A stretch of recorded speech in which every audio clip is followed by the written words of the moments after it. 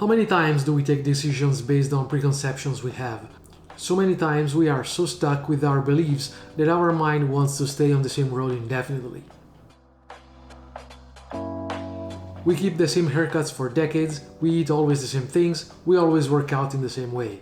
We are generally very reluctant to changes. But why? I think it has to do with many aspects. One is our comfort zone.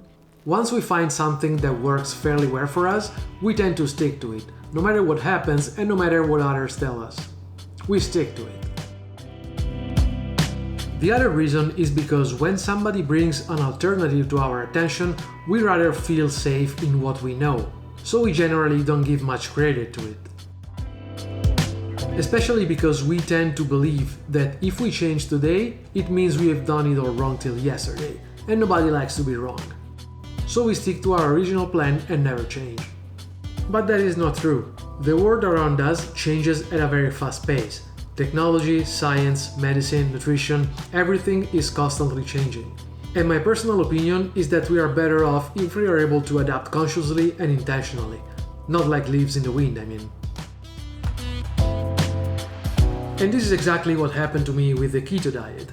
My wife started keto diet a few weeks ago, and my reaction was skepticism at the beginning, to say the least. But that was only because little did I know about it. I knew almost nothing. After I started reading, researching, documenting myself, and asking other people about it, I started understanding a little more about it, and so I opened my mind to it rather than disregarding it without even knowing what it was about.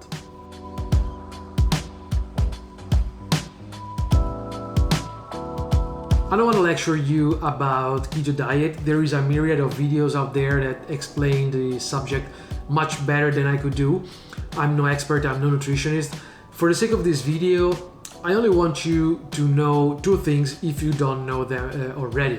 First one is your body has two sources of energy, carbs and fat. And the second one is that your body is always in one of these two states, burning fat or storing fat. You can see from this picture that the green areas are the ones when your body is storing fat, and the blue areas are those when your body is burning fat. These green and blue areas are defined by insulin, which is the hormone that is responsible for storing fat in our body. High peaks of insulin generate fat body storage, and drops in insulin generate fat burning.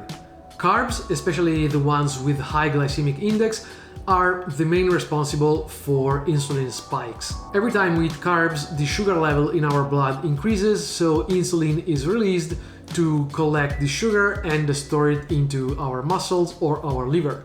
The fact is that both our muscles and our liver have a finite amount of sugar that they can store in the form of glycogen.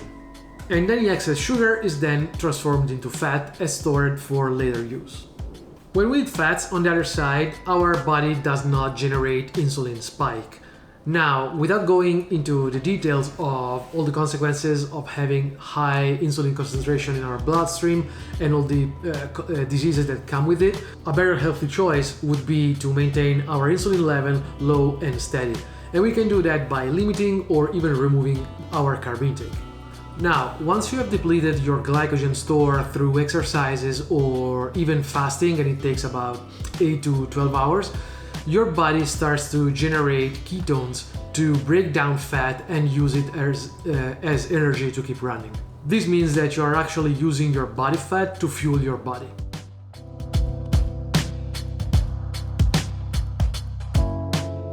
The first reason why I decided to switch to keto is simply to support my wife. I don't want to be that guy that says, okay, you go at your own pace, you do your things, and I will do mine. I just want to support her and accompany her in a journey and share the journey together. Reason number two is merely practical. It makes it a lot easier to cook the same things for both of us rather than having each of us cooking our own stuff. Reason number three is because I'm curious. I'm really genuinely curious about learning new things, experimenting and challenging myself. I think that every time that I try something new, doing my own research, documenting myself improves me as an individual, and this is what this channel is all about. Even the simple fact that I'm sharing these things with you means that I have done my research in order to share these things with you. So this is already a learning curve that I've gone through, and this is what I really like. Reason number 4 is I want to prove myself and others that changes are easier than we think. So many times we do not change, or we do not approach a change because we fear failure. But I really think that the only failure is if you don't even try. In this case, I will not rate this process based on success or failure. I'm not looking for weight loss, I'm not looking for fat loss, I'm not looking for performance increase. I simply want to try something new, and if I feel better, great. If I feel worse, then I will revert back to my old habits. If I feel the same, well, I will decide later. And finally, reason number 5 is because it's a journey. I just want to share my journey and enjoy my time while I'm doing it. I recently started reading this book, Show Your Work by Austin Kleon, that says exactly this. Show your work, meaning so many times we are focused mostly on results and we neglect to show the actual process that took us there. So instead of just telling you, hey, I tried ketos for last 2 or 3 months, I just want to show you what it feels and how my process is for switching to keto. So as I have already said, my goal is not to lose weight or lose body weight. My goal is simply to do an experiment and learn from the process. So how am I gonna do that?